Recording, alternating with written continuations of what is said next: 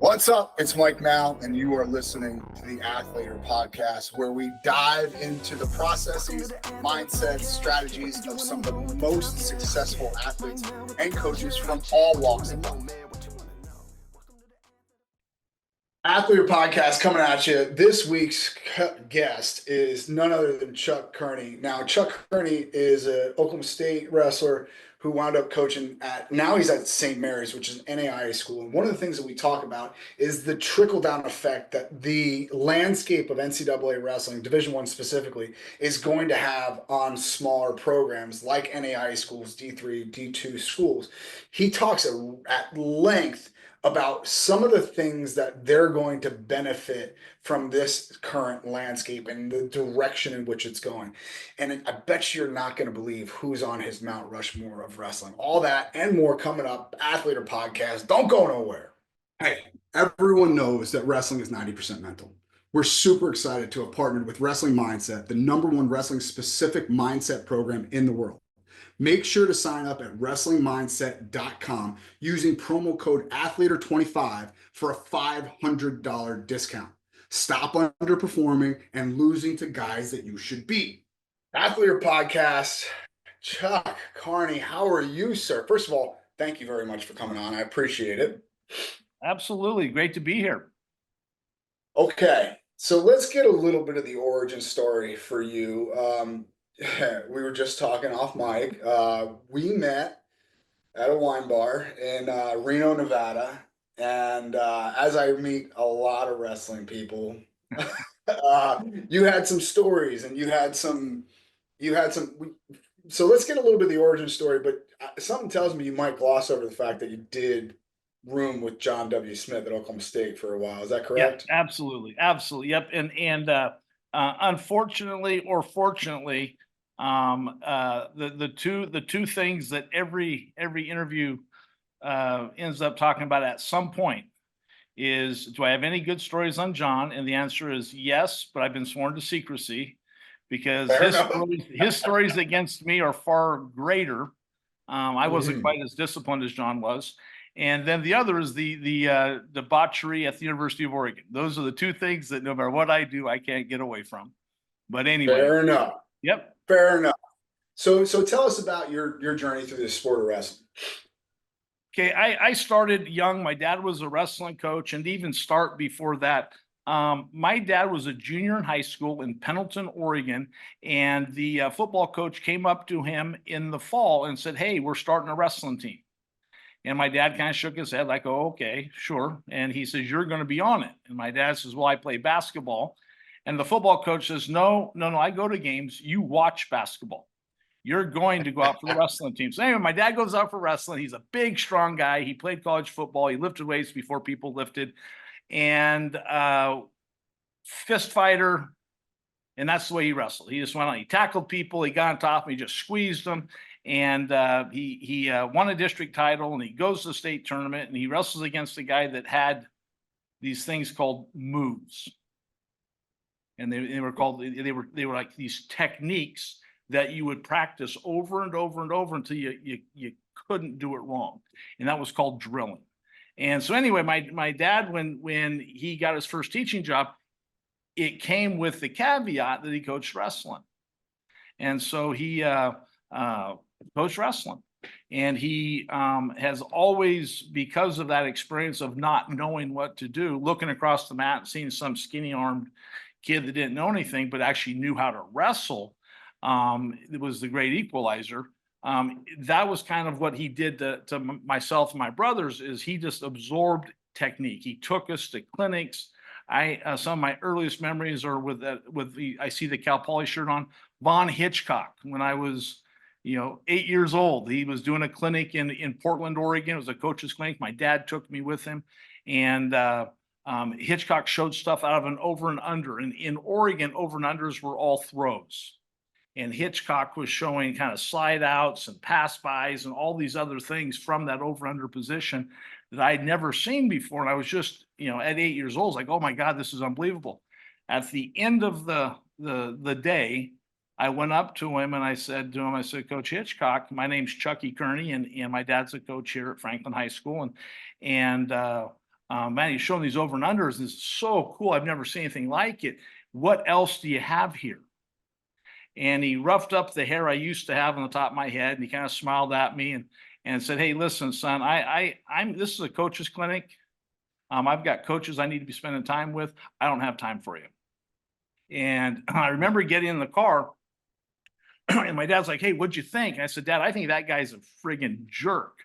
And I'm gonna," I told him, I said, "Dad, I'm gonna work hard enough. I'm gonna get good enough that someday that guy's gonna recruit me, and he's gonna want me to go to his school, and I'm gonna tell him no.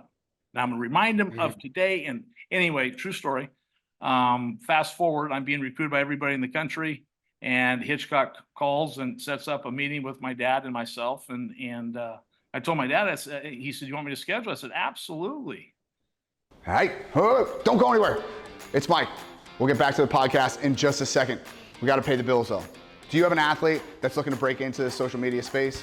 We at athletorlive.com have a brand new in-depth tutorial done by none other than Caden Henshaw. If you don't know who Caden is, he's not even a Division I wrestler, yet he's got hundreds of thousands of engaged followers. Learn how to create engaging content, grow your followers, and open up new opportunities in the NIL space. Go to athletorlive.com/Caden, and we'll give you the first module completely free. So Hitchcock Just flies for me in. to say no. Yep. And so I sit there and I tell him the whole story just like I told you. And I said, "Coach Hitchcock, you never know what 8-year-old kid's going to turn into an 18-year-old man that you want to get." And he said, "Well, I didn't have time." He said, "I don't even remember." And I said, I do. Now, I believe you. Fast forward 2 years later, I'm wrestling at Oklahoma State. We're at Cal Poly at San Luis Obispo. We left ice in Oklahoma State Airport, was iced in. We get out of there, we land, we drive to San Luis Obispo. We stayed at the cliffs. And I said to myself, "God dang it, I should have taken that visit. Holy smokes, this place is nice." It But is. anyway, Yeah. yeah. Flow is really nice. Yeah. So anyway, I fell in love with wrestling. I had some success. I graduated high school. I wrestled 178 at juniors. Was a big guy that loved wrestling and loved technique, and elected to wrestle over play football. Wrestled Oklahoma State. I was around the best and the brightest. I look back on it. There were 4 Olympic champions training there when I was there. Bruce Baumgartner was a GA working out. Kendall Cross was a red shirt my last year in Stillwater. John, obviously, and Kenny Monday, being around those guys and in that think tank of information.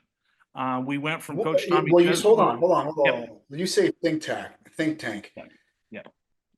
I don't think people realize just how true that little statement is in a wrestling room with those types of minds. Could you describe a little bit? And Mike, and at that time, right? Yes, at that time, especially in the early 90s. Like it was run your head against the wall and do it again, and then do it again, and then do it again. But John had this, and I'm saying John, but really it was that whole culture of, well, what if I do this? I've been on the wall with Kendall, and well, what if, Mike, what do you think? What if we do this? I'm like, who the fuck am I? Like, like, and it really truly they create this think tank atmosphere that is not only conducive to learning, but it's fun. Like it's like everyone's involved in it. So can you describe it a little bit? Because man, that's a great way to put it, as a think tank. Well, so we had Oklahoma State was, in forever, and maybe even a little bit to this day, but was always structured. You listen to Jay Robinson talk about Oklahoma State when he was a student athlete there wrestling for Myron Roderick. He talked about the structure, the system, the drilling, the Myron Roderick controlled piece of the process. And in those days, Mike, you didn't turn on the internet. Right. I got to Oklahoma State in 1983, and I shot a high crotch in high school, but it was a high crotch. Right. And I get there, and Coach Chesbro and Leroy Smith and Ricky Stewart and all those guys like, "What are you doing?" you've got that one arm trying to control your opponent's hips. You're going to lose that. Not to mention the fact you've locked your shoulders in backwards. No, attack at the knee. And so, okay, right? They're the experts. I just start doing it. And at the end of the summer, I said to Coach Chesbro, I said, Coach, it's a high crotch. When did you guys start attacking at the knee? I like it. I'm going to do it. I'm not questioning. I just want to know when. Because I've been out in Oregon. I'm trying to stay at the cutting edge of what I'm doing. When did this happen? And he goes, oh, hell, it must have happened in 64 when Fajita and Tejada came over. I go, whoa. But that's 19, it was 1983, it's 19 years ago. But technique, remember, it traveled through people. So at Oklahoma State, you recruit those kids. All those Oklahoma kids were doing great things because, one, the Oklahoma State coaches were from Oklahoma State and they were teaching that system of wrestling that hadn't changed. And see, that's the part with the think tank stuff is that system hadn't changed in 20 years. The same system of training, the same system of teaching. I mean, Roderick taught just like Chesbro taught. Right. And I'm sure that Roderick was just like Art Griffin just like Gallagher. So the think tank stuff, what happened to us was we were doing mass reps and it was always listening to somebody talk and show, and then we'd go monkey see, monkey do. And then all of a sudden we had this free time. Right. And then when Joe C showed up, and Joe I wasn't a huge fan of Joe C as a coach for me. Chris Barnes and Kendall Cross love him. My experience with it wasn't as great because I had committed to Chesbro. But anyway, when Joe C came in, there was a whole bunch of freedom that happened because he was so unorganized. And so now all of a sudden practice is, hey, we're talking with each other, right?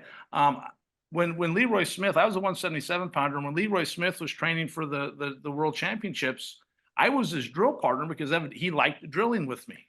He wrestled live with John, but he liked drilling with me. And so, we're drilling stuff and I'm asking him while he's doing it, and he's talking to me about it. And then pretty soon John and I are talking about it. And then with the low single, John would hit the low single and he, I'd watch him instruct his partner, hey, lock around my body.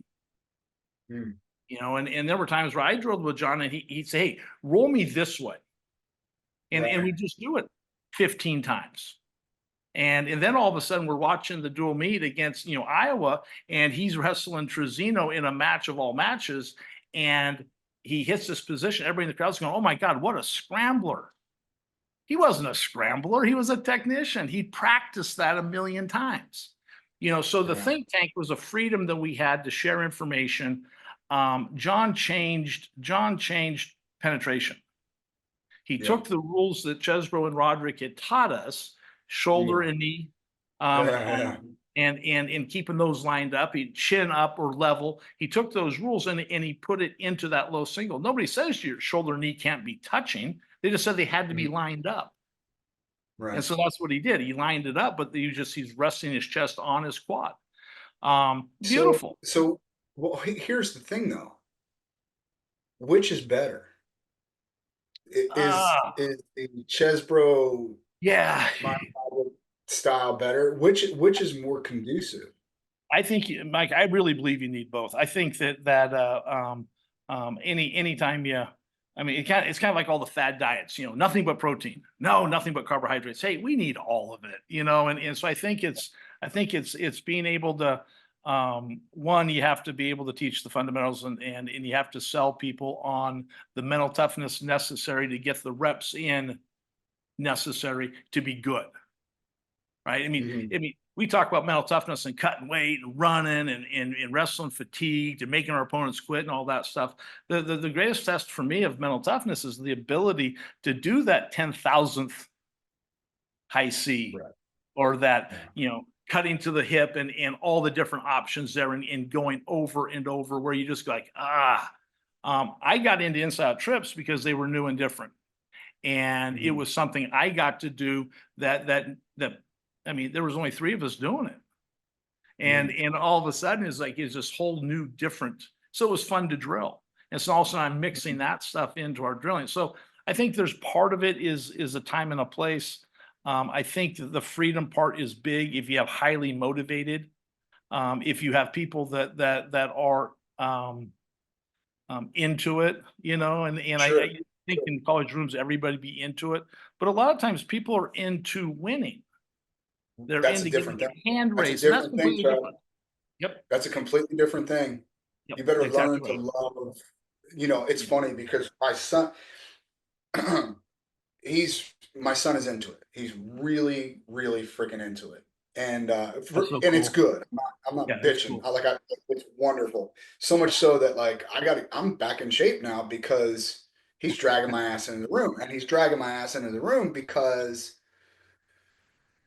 coach said, "Hey, after the open, we're only going 3 days a week, leading up, to Fargo. We'll scale it up a little bit, 6 weeks out and Right. stuff like that." But he's like, three days, 3 days a week isn't cutting it for me. I have a single leg that I need to develop, and he said that to me. He's like, I gotta get a single leg. Like his high crotch is great, but he's like, and like I'm sitting there going, I'd have taken the 3 days and run with it, but but to his credit, the freedom that you're talking about, because it's everything else is very structured. Those 3 days a week, Right. very structured. He's Right. dragging my ass in there, and in fact, I got to do it today. He's like, "No, we're gonna work out for 45 minutes, just one shot," and he will take, I don't know, I think he'll get 30 reps in that Yeah. 45 minutes, like 30 solid, Yeah. Yeah. meaningful reps. And so you're right. I think there is something to be said for the think tank mentality and procedure, while at the same time having a full-on structured, all right, we're doing this today. Like yesterday, we're working on clearing collar ties, Right. like as basic as you can get, like clearing collar ties, get into a leg attack. That's as basic as it gets, and we drilled the heck out of it. I mean, we fully drilled it for an hour and 15 minutes before Yeah. we wrestled live, Yeah. and there's a lot of value in that. Some of these kids were kind of humming and hawing at it, like, you don't need to do this. You don't think you need to do You don't Yeah. think you Yeah. need to do that? Like, okay, all right, bud. I know they're Yeah. doing this at the highest level. Trust me. So yeah, I think that there's a lot to be said for both. No. Well, and then here's the other part of it, and in referring to your son or any wrestler, it's ownership. Mhm. If your son owns it, it's his, which means he's Yeah. responsible for it. Yeah. Right? I mean, if it's a rental car, you don't give a crap, right? Oh, I Right. scratched, That's right. oops. Oh, Okay, go cover it up, put some I dirt on put it. a couple curbs up of those things, man, for Oh, sure. absolutely. Right. Now, if it's your car, oh my God, you're losing sleep, And so That's right. with the wrestler, I mean, if they get to a point where they have ownership of the sport, and then all of a sudden now you're giving them the freedom because they own it, they're going to be accountable. And to me, there was nothing more fun than going someplace and learning a bunch of stuff and then going Mhm. home and working on it and starting with, okay, how would I beat this? I'll never forget, Josie Mhm. came back from the World Championships in '85, and Fitzayev had been reverse gripping everybody. Mhm. And so we spent about a week just grabbing that hand backwards and Mhm. grabbing that wrist backwards on our feet. And okay, what would you do to beat that? What's wrong with that? And we couldn't come up with anything until we watched Mhm. Fitzayev in the World Championships that next year, and he started picking it and hitting a single to that side. Because the grip Mhm. was back, he could pick it and his hand would come right out and he hits the single on the side of the reverse grip. Like, oh, that's how you beat it. Doggone it. Yeah. But anyway, but that stuff I mean, that's the stuff that to me you got to be really fun. And at Oklahoma State in that time, in the '80s, all those people were there, and it was pretty cool. Yeah. The Yeah. the other It's stuff, a cool with it, atmosphere. right? And the other stuff with it is if you're not changing with it, that was the beginning of a change in student athletes, right? That was the beginning of the group right before me. Hey, you didn't even have to tell them why. Mhm. Run through that down. Well, and they did. Hey, we're going to run 45 minutes worth of sprints and then we're going to have practice.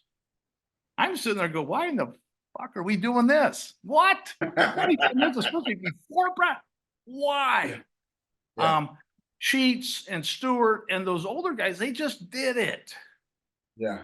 Right. Then 7, 8, Have 10 you been, years after me. hold on a second. Yeah. Hold on a second. Have you been sworn to secrecy on any Mike Sheets stories? Because he's Oh. got a few. Oh, hey, Mike is I worked at camp. I worked at camp with Dave Schultz and in Fresno State camp in 1984, right after he won the Olympics, or 85, right after he won the Olympics. And a camper asked him, who's the toughest guy he ever wrestled?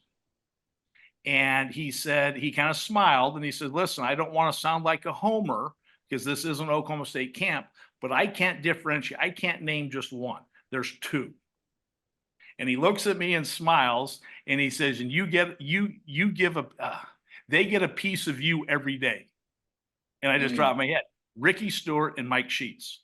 And I tell you what, Mike, the best Mike Sheets story I have, he was going to vet school. And so summer camp ended in August. He goes into vet school. We do not see him until Christmas time. He comes walking in the room. Now he hasn't been trained. He's gone to vet school. And I'm competing, I'm training, I'm in the best shape I'd been at in the state of Oklahoma. I'm ready to go. I see him, I go, oh man, this is it. I don't care if I beat him. I just want him to tell me he's done. No mas. I can't go. I'm done. That's enough. That's all I wanted from him. So I see him, I just point at him and he smiles, that big old sheet smile, and he comes down and we drill about 8 seconds. I hit a high crotch, he hits a duck, and then we go, are you ready? Yep. And we start wrestling. We wrestle right through the practice. So Joe's down there running practice and they're calling kids in for, calling the wrestlers in for technique stuff. Mike and I are at the far end and we're just going. I don't know how long we're going. And I'm just thinking, I just got to keep picking it up. I got to keep picking it up. I got to keep picking it up. And at about 45 minutes, I'm thinking to myself, I think he's got to be tired. I know I'm getting tired. If I'm getting tired, I know One would think. he's got to be. He looks at me and he holds his finger up. He kind of goes like this. I go, no breaks. He pulls his shirt out, pukes into his shirt, pulls his face up and goes, all right, gets back in his stance. I go, son of a gun, this guy's tough. But hey, he's puking. It's hell, it's lactic acid poisoning. I got him. So I pick up the pace. Finally, I get to where I felt like Foreman fighting all league, I think. I just punched myself out. I got so damn tired, about an hour and 50 minutes of just straight live wrestling where I'm trying to make him quit. And I just finally look at him, I go, I can't go anymore. I say that, he drops to a knee, literally doesn't go to a knee. He drops to a knee. He falls to his side. He's on his stomach laying on the mat, big shit-eating grin on his face. He goes, gotcha. I walk to the locker room. I sit in front of my locker for about a half hour. I get up enough to walk back into the room where the showers were. I walk back into the showers. I get in there. I'm showering. I look out there. He's still laying there, big old smile on his face. I go, God dang son of a gun. Still beat me. Still owns me. To this day, he still owns me. He's the best, dude. Yeah, all right. absolutely. We gotta talk about coaching a little bit too. I could sit here and trade Mike Sheets stories. Absolutely. God, I love that guy. He's one of my favorite humans in the world. Yeah. I don't have time to tell you. I want to market the white V-neck T-shirt. Oh, I want to market the Mike Sheets line. White V. Okay, so for people that are listening to this, don't know what we're talking about. Mike Sheets only wears a white V-neck T-shirt, and I will tell you that 99.9% of them are stained up to the shoulder. Hey, Chuck, why are they stained up to the shoulder? Yeah, it's amazing what'll happen. It'll be amazing what'll happen when you have your arm up a horse's ass. It's amazing what happened. Yeah. Hey, I tell you what, it was nothing. I sat him down for an interview, Chuck. I sat him down for an interview. I saw it. Yeah, I'm like, Mike, you don't want to put on a clean white V-neck? It was clean. Like, it was clean. Oh, it's clean. I ran it through the wash. It's fine. I'm like, it's got shit stained on it, Mike. Yeah, he's the best. Come on, bro. He's the best. He's the best.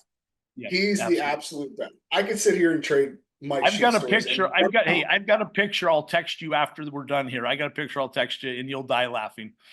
Okay, but just remind me the next time when we're at Reno to remind me of this one story. He tortured a bartender, tortured a very novice bartender for what seemed like, I was so uncomfortable. It seemed like hours, but John's just giggling it was phenomenal. But anyway, we got to talk about coaching. Okay.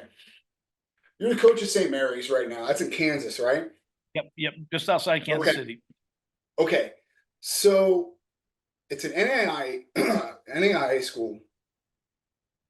There's a lot going, and I know you keep your ear to the ground in terms of the entire wrestling community. Right. But there's a lot going on in the NCAA Division I world that I think, and call me crazy, I think is going to affect NAIA, JUCO, Division III schools in the future.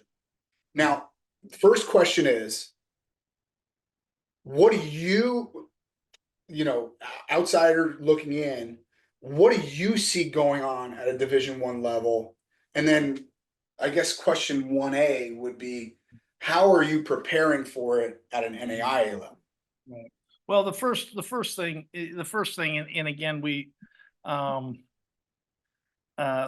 stuff that's happening with all this is, to me, super scary for the sport of wrestling. I listen to your stuff, and I listen to coaches talk about the 30 cap, and that was the first thing I saw when they talked about 30 scholarships was, but now we've capped everybody.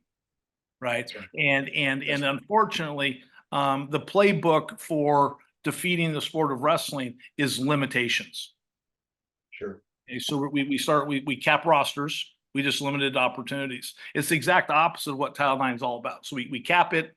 We limit the days of competition. I want to know why a wrestler can only compete in 16 days of competition with 2 extension days, and a baseball player can play 50 games or 55 games and not be in class on Tuesday, Friday, or travel days, which are Monday, Wednesday. I mean, I don't know when they go to class. Right now, fortunately, with the internet and Zoom and all that stuff, that's way better than it was. When I was at Oklahoma State, we had classes with baseball players. We didn't see them until national tournament time because they were in Florida. I don't know how they did it.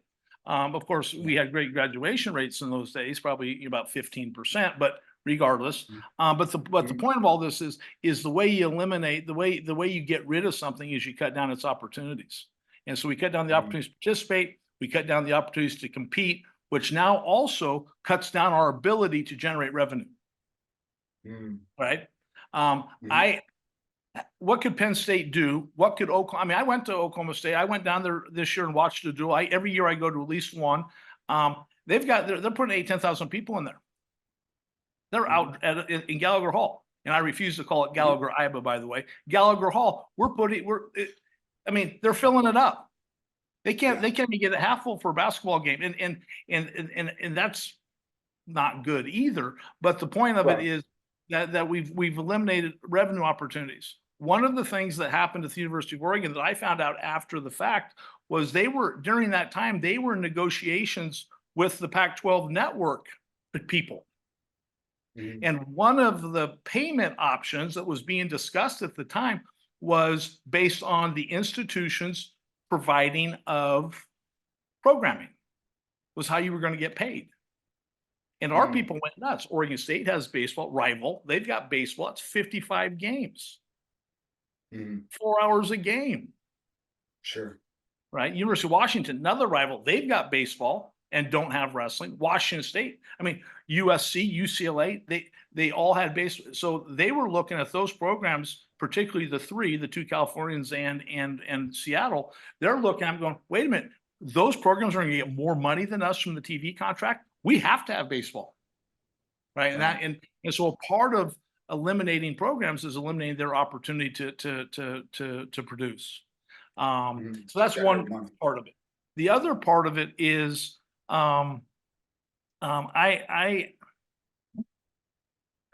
nobody's going to give 30 scholarships.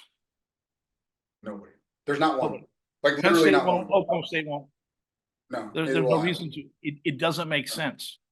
Take that 1.5 million, put it in NIL. Yeah. Right. I mean, you're not going to beat Penn State with scholarship athletes. You're going to beat Penn State with NIL guys. Sure. Penn State's beating everybody else with NIL guys. I mean, so that's all of that stuff is scary.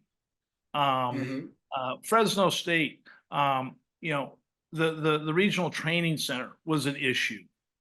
You can't raise money for regional training center and not raise any for the institution, and then use the institution's facility, use the institution's athletic trainers. So the RTCs are dangerous. The NILs are brutal. And again, John's a friend of mine, and I respect John a ton. Nobody I'd rather drink a bottle of wine with. He was anti-NIL. He was anti-regional training center because he thought it was bad for wrestling. And that's the thing one of the things I respect most about John is when we were when the West Coast was struggling, John always came out and wrestled us. Yes. He'd always come out, and he would make time to make sure it was a date that we could get a pack a crowd. Sure. And then he always let us win a match or two. He has a couple teams that could have shut us out, and he always threw us a guy we could beat. So we never got beat bad. Now it felt bad, but especially when he's giving you, when he's giving you 2 wins, like, oh, that son of a gun. But anyway, but those things are scary for the sport, and I don't know. I think that the Cleveland State stuff, there comes a point where if you can't compete, if you don't see a chance to be successful, why would you spend the $2 million you got to spend to have wrestling? Why would you? I mean, put that money in someplace else. Sure. So that stuff, as a wrestling fan, as somebody that loves the sport and knows what it does for people, that stuff's, I mean, it is that really scary. Sure. From a kind of the second part, and we can talk more about the first part, but from a second part of it, the other part that how that impacts us, there'll be some where the schools will, we had a kid that got let know that he wasn't in the 30 that came here. We're talking to a guy right now that's not going to be in the 30. And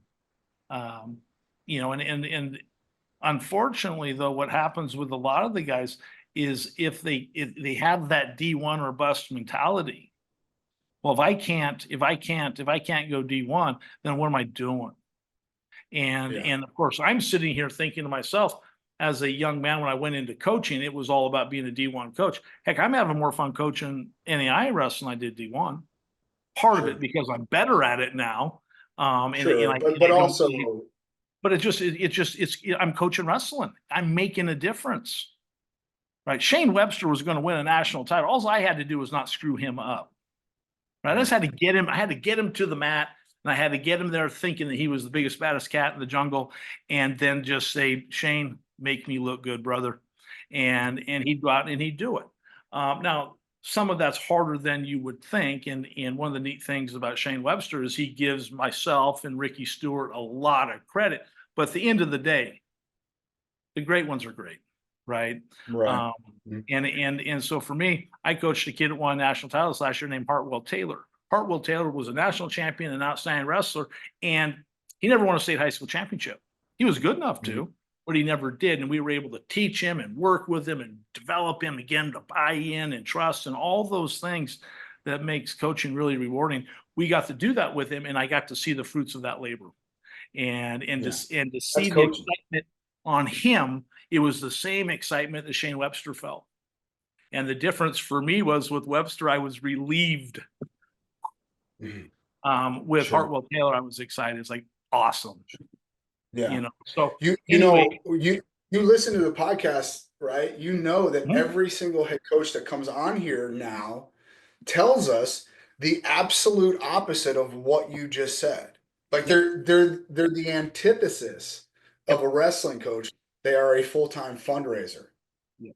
God, that Mike, sounds it's like a worse. miserable Mike, it's thing. worse than that. It's when I look at the college programs in whether it's wrestling or in other sports, and you see a program that's transactional, the way they treat their athletes, the way they recruit, it's all transactional, right? And then you see the programs that have a heart. Cale Sanderson Mhm. changed the psychology of wrestling because of his fun, faith, and fundamentals approach to wrestling. And it's a game, and he's always talking about that stuff. Now, I think it's a game too. And when I wrestled, I thought it was Sure. a really serious game, but I wasn't very good at playing games. Right? I was a Mhm. horrible Monopoly player. The minute it looked like my brother was going to win, the board is in the air and we're ready to go. Right? Yeah, it's a game, sure, Kale, but having that perspective, and so with that, I mean, it just um, getting to the point where it's transformational. Remembering that hey, we went in this business to make a difference. I Mhm. get excited when a kid learns the high crotch. I get excited when I teach a kid a technique or a concept or how something works together and they execute it. Oh my God, Mhm. that's the greatest. I get to be transformational. And Mhm. and that's and that's to me where the master coaches are. And unfortunately, the game has changed to where that's not the required skill set. The required skill set is you've got to be transactional. And that, I mean, that sucks, right? Yeah. I don't want to be in part of that game. Um, I think right now the Yeah. best jobs in college wrestling are D2, D3, and NAI. I Yeah. mean, the only thing wrong with NAI is it doesn't pay enough. Right. D2s pay a little bit better, probably, but again, at the end of it, I want to make a difference, Yeah. and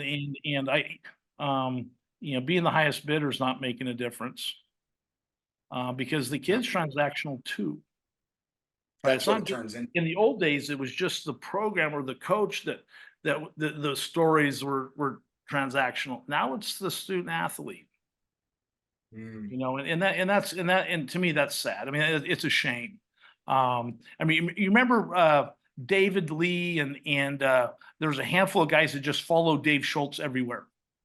Mhm. I almost was one of those guys that just would follow him. Yeah. Like he was the Pied Piper, because of just how he was. You just liked being around him and learning from him, and just Yeah, we're everybody willing. just wanted to be in his orbit. Everyone Yeah, just wanted to be in his orbit because he was just such a charismatic yeah. figure in our sport. Now, I never knew Dave, Oh, but yeah. You would have loved him. yeah, I've heard such incredible stories that the entire Foxcatcher farm wouldn't have existed without Dave, right? Yeah. Because it was just people that wanted to be in his orbit. Yeah. Yeah. Dave and Greg Strobel. Yeah. Strobel was another one of those guys that was real charismatic. But because Dave loved Greg, we all love Greg, right? Right. Greg was one of my first wrestling heroes when I was a kid growing up. Oregon State national champ and all that. Sure. But yeah, so I mean that's the tough thing about where we are as a sport is it's a real crossroads, and the wrestling I don't want to call it wrestling hippie, but the just the wrestling bomb, Mm. that's all I ever wanted to be. It's just Right. that guy. I mean, I don't. To be honest with you, Mike, I don't know what I get paid. I don't know. I mean, I think I do, but I'm not positive. And if I took a $10,000 pay cut, I'd be pissed about it. But I still show up the next day because we got to get better on the bottom.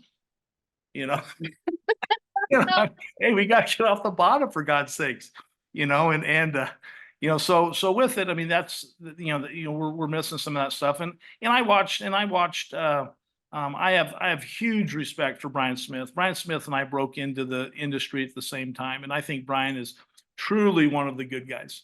And I think he was the first one to identify the CEO head coach type. I mean, he was of my age group.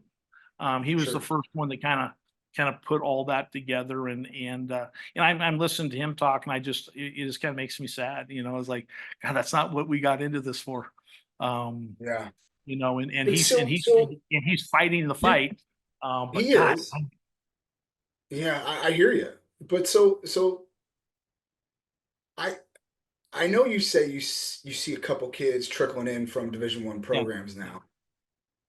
You got to think that after this August, after this July, when this 30 person cap hits, you got to think that your numbers are going to go up. No, I mean, especially for enrollment driven programs, you would think, that yeah, a lot of these numbers are going to go up here soon, and the quality of athlete might get better too.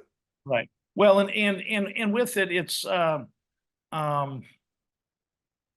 I mean, just in the 8 years I've been at St. Mary, I've seen a real increase in the quality of wrestling at the NAIA level. I Mhm. think that you mean, if you're going to be a national champ, I mean, you're good enough to be on a D1 roster. Um, Mhm. we've got guys that have beaten D1 starters. We've got guys, but it's a different game. Yeah. But yeah, I would think that I mean, just logically, I mean, just mathematically, it would just make sense that there'd be a little bit of a trickle down effect.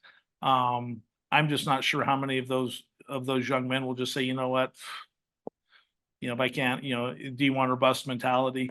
I'm hoping that changes, and I'm hoping that coaches, and what I'm trying to do is be one of those coaches. Hey, listen, don't get caught up in the 4 letters.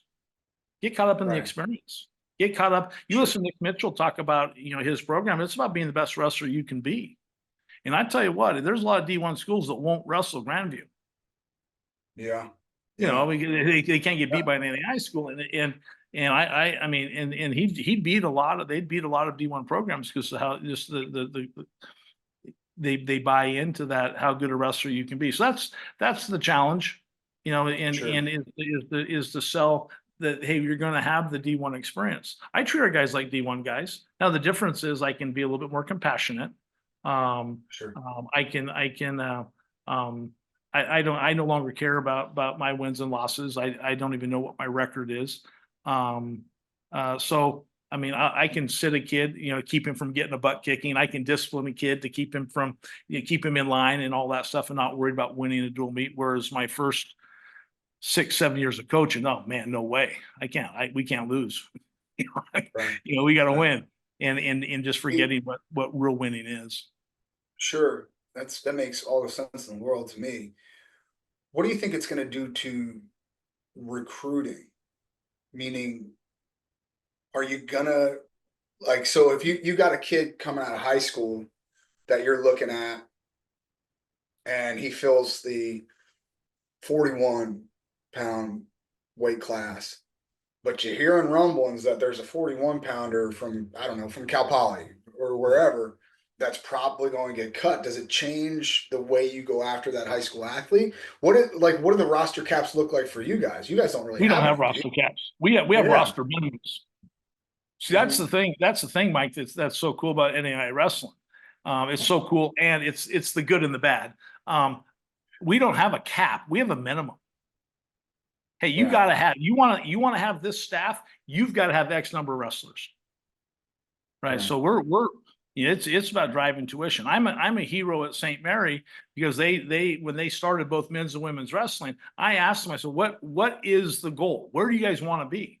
And they said, we want to have between 30 and 35 men and between 15 and 20 girls.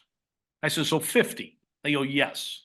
If you had 50 wrestlers, we'd call that a grand slam home run. Well, the last 4 years, we've had over 60, in the combined program. So I Sure. mean, God, you think, God, coach is awesome. That's $1 million a year in tuition, Sure. right? We're so it benefits these programs at our level, D2, D3, NAIA. They're not adding wrestling because they know what it does for young men and women. They're not adding it because America needs No, wrestlers. that's right. They're adding it because they need tuition dollars to keep their doors open. Mhm. We've hit an admissions fall off in 26. There's a they're talking about like 1.5 million less college-bound students. Yeah. 75% of them are male. Mhm. So the people are there. Hey, how are we going to keep our doors open? And one of the cool things is wrestling people are willing to work really hard, and there's a lot of us out there that do it for the love of the game. And if you hire somebody and you give them a little bit of help, they'll fill up a roster. And so that's cool. I think that the D1, the NAIA model and the D3 model are the only sustainable models for funding. I don't know how. You've got to win in football. You've got to win in basketball. You got to generate income. I don't know how outside of the top 5-6 schools in the country that you can do that. I don't know. And so I can't argue. yeah, We talk about it every week on this podcast. yeah. We talk about it every doggone week. Chuck, There's no simple answers.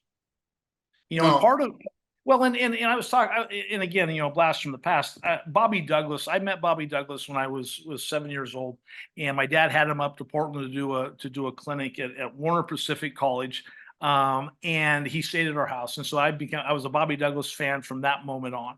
And I was talking to Bobby last year, and Bobby says, "Listen," he says, "Chuck," he says, if you don't tell our history, nobody will, and our history is just going to go away."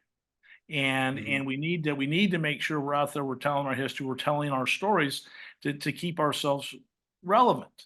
And that's part of what I appreciate so much about what you're doing, and a bunch of people out there that are kind of filling this void, is you're telling our story. And some of the stuff that Rubens is doing. Yeah, I had the exact same conversation.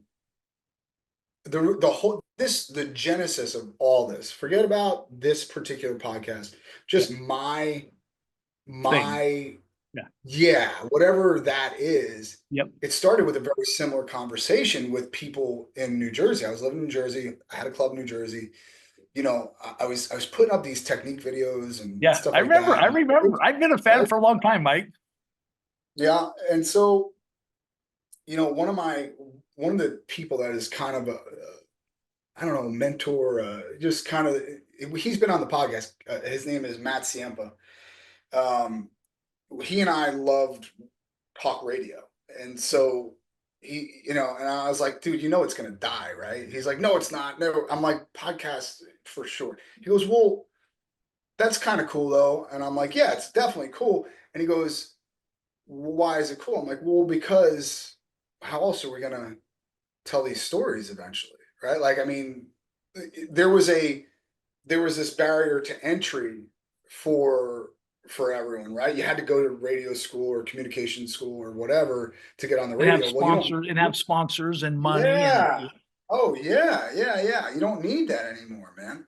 And I knew back in 04, 02 that, like, if there's no barrier to entry, then anybody can do it. And if anybody can do it, we know we have to keep these stories alive. So it's important that we get these stories out there and they can live somewhere, that's an interesting point of view that you got from Bobby Douglas. Mike, here's another one for you with Douglas that I loved. He said every civilized society has had the sport of wrestling. In fact, that's how you knew they were civilized. I think about that, like, oh my God, that's awesome. Genius. Yeah. That's how we know it's a civilized society, is they have wrestling. They don't kill each other. Right. They can submit somebody, they can put them in that spot, but it's wrestling that demonstrated that it was a civilized society. And that makes what we do even more important. You just gave me a lot to think about there, Chuck. Yeah, tell me about it. Yeah, it's pretty cool. Yeah, that's pretty cool. All right, we're running low on time here. All right, let's get to our sprint. Anything else before we get going here, Joel? Joel says bring it home. We're going to bring it home. All right. Okay. Best wrestling shoe of all time, Chuck. Man, I tell you what, I personally like the old Adidas Freestyle. They were red and white. I Those, remember. yeah, those were one of the best I've worn. Another one I liked was an Asics, and it was out about the time of McElravy. It was I can't remember if it was right after the international lights or right before the international lights, but it was a black and gray. I can't remember the name of it, but about the time of McElravy. So I remember he had Interesting. and then from a Nike standpoint, I like the Speed Elites. Yeah, those are good. Those are Yeah. good. All That was the right. best sole. So all this stuff that we talked about, and maybe we focus more on the less transactional, more transformative aspect of coaching. Is there a book that you could recommend to younger coaches that kind of epitomizes? Boy, I tell you the book. I mean, there's lots of books, right? I mean, number one, watch the movie Hoosiers. Sure. Gene Hackman gives a coaching lessons book. I mean, it's a lessons for coaching, building team, and all that stuff. Pat Riley's book, and again, I'm going with two basketball, which kind of makes me sad, but Pat Riley's book, The Winner Within, is a good book. It has some concepts that I really liked. For instance, choking's not a character flaw; it's a part of a process. And if you really understand, if you really understand what a choke is, it means you're good enough to have accomplished and you didn't. It's actually a testament to the fact that you're good enough to do it. Sure.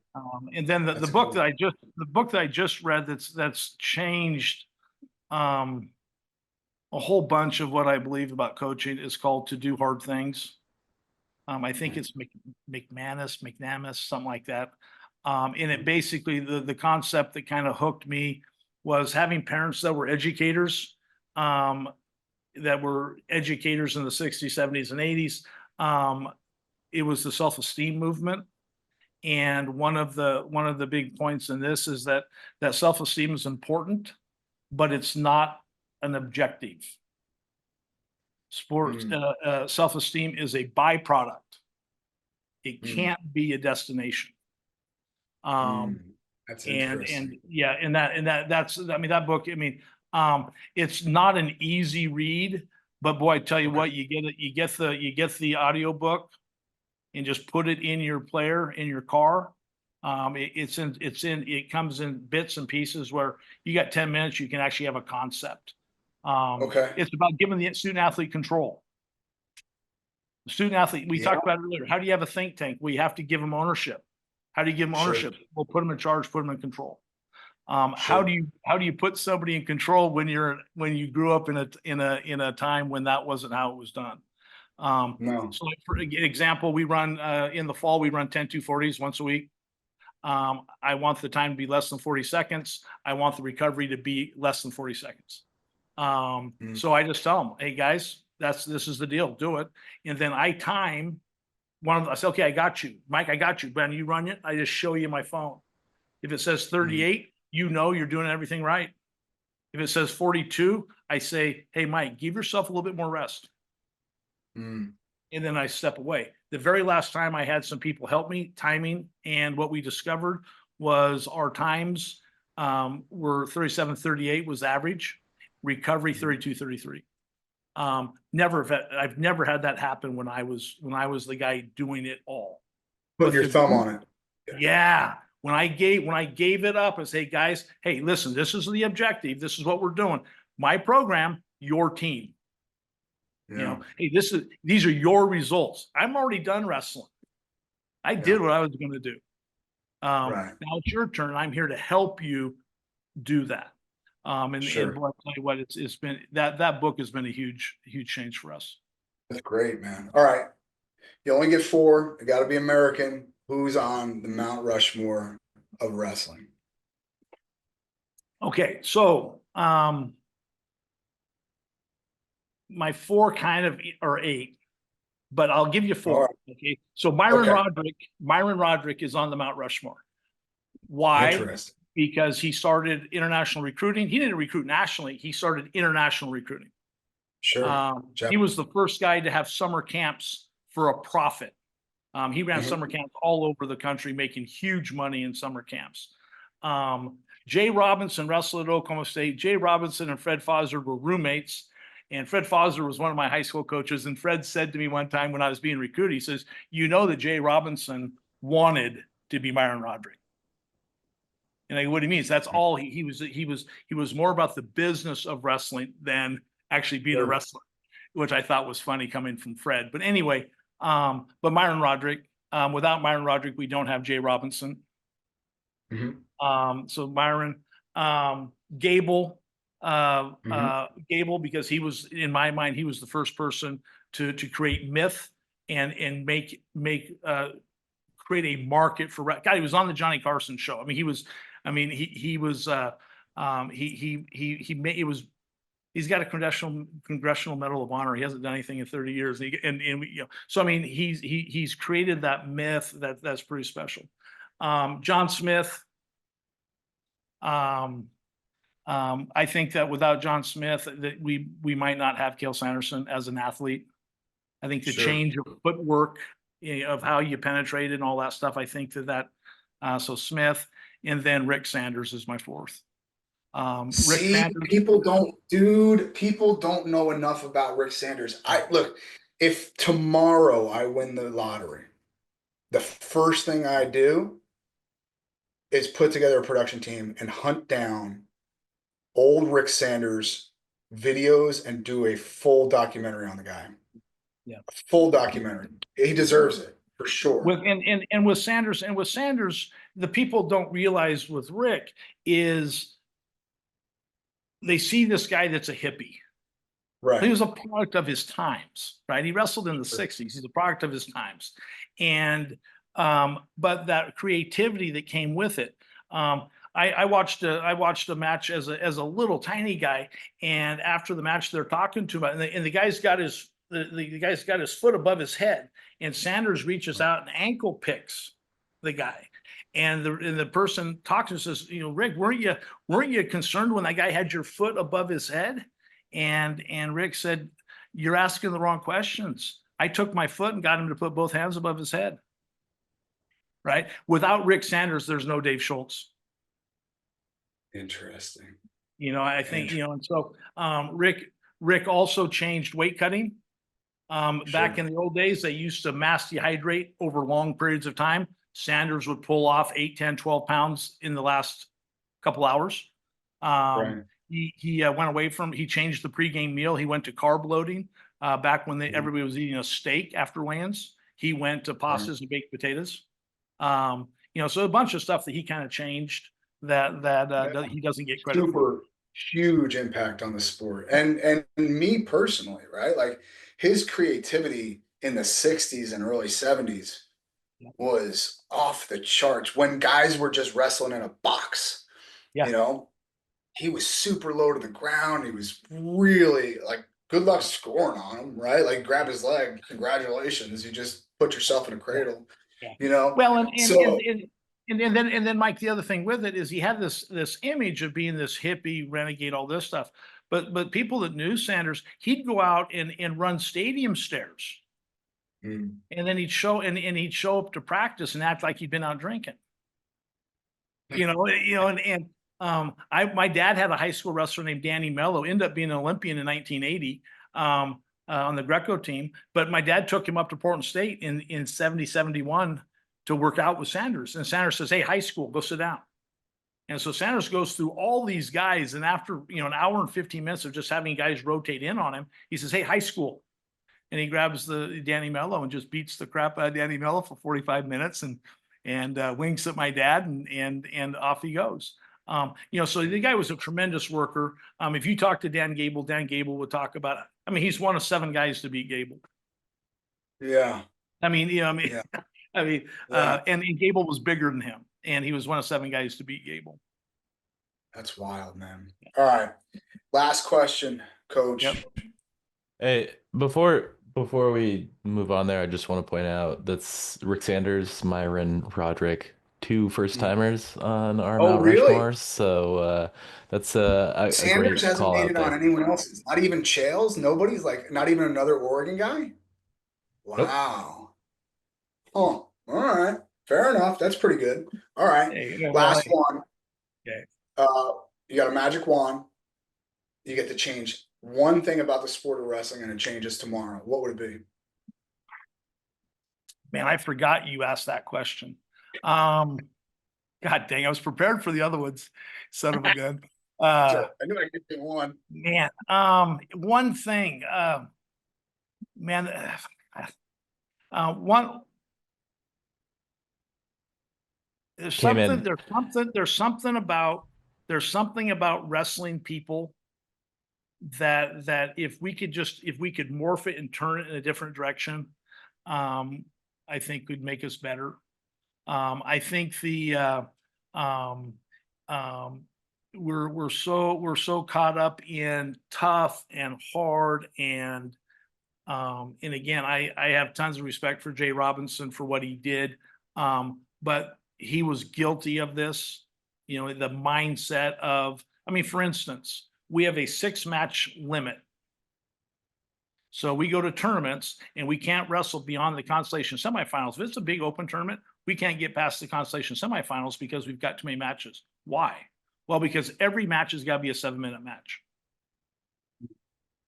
It doesn't have to be a 7-minute match. A 6-minute match is just fine. If you're wrestling a bunch of matches, a 6-minute match, we changed that because we wanted wrestling. It's a tough sport. We don't need to make it tougher. Right. And there's something in that. I firmly believe that we messed up the qualification system. The RPI is stupid. It's stupid.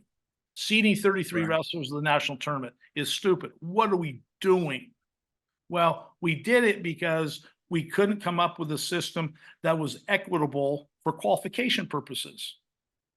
The Big Ten in women's athletics and sport of softball, they came up with a qualification system for the World Series that prohibited the top 8 teams in the country from going to be the final top 8. Reason, the top 8 teams in the country were all Pac-8 schools. So they set up a qualifying system where those 8 schools would play each other. So only 4 of the Pac-8 schools could be at the College World Series in women's softball. What's the benefit? Well, Alabama, Florida, Georgia, Oklahoma, these other schools start investing money in softball because they can have success. We're not understanding. We didn't understand that the Big Ten doesn't have to be the only place. We're the exact opposite of lacrosse.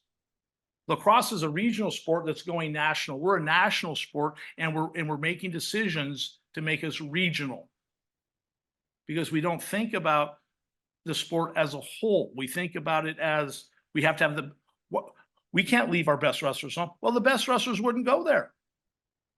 If I'm at the University of Oregon, I'm recruiting against somebody from the Big Ten, I can say, listen, you can qualify for the national tournament your freshman year. You're not going to qualify in the Big Ten. Hell, they got freaking 10 guys in the weight class that are, sure. It would level, I think it would level out. And then we'd and you think that's a blanket mindset problem in our sport? I agree. I think. No, I agree with you. It's hard to argue, right? We always hang our hat on the same damn thing since I was a kid. We're tough, fair, yeah, right. We're not, smart never came up. No. And well, and think about this. When I was coaching, the Pac-12 was dominant, and the ACC was a joke. Yeah. What happened? We flipped the script. The script got flipped. One, because we dropped some programs out west, but the other part is when the North Carolina State, they started producing some guys. The system was set up to where when we flipped it, all of a sudden the qualifier started switching over, and the system they had was wrong to begin with, and then we go to the RPI, and oh my God, you got people holding out of competitions. We've got brackets are misseeded. It's a mess. But so the one thing I would change is for maybe wrestling people. John Smith took a ton of crap over not wanting. He took crap from family members. He didn't believe in the RTCs. He says it's bad for college wrestling, and he's got family members turning on him. And John was enlightened. He was against the NILs. And again, the people that loved him said, John, you have to get into these. You have to, if Oklahoma State's not relevant, then your voice will never be heard. We got to be relevant. And John doesn't get credit, right? Hey, that team was all committed before David Taylor got the job. Now, David did a fantastic job. David Taylor did a fantastic job of freeing them up at the national tournament. The job he did with Wyatt Henderson's unbelievable. But anyway, I got random. Yeah. Okay. We could probably go on for another couple hours just talking about this stuff. But we got some stuff to do. Coach, thank you so much. Hey, absolutely. Absolutely, Mike. I had a good time. I enjoyed it anytime. All right, bro, man. Thank you so much. I appreciate it. Wait. Don't go anywhere before you hit that next button. If you enjoyed listening to this episode, do us a huge favor. Click that subscribe button. And if you're so inclined, leave a review and share it.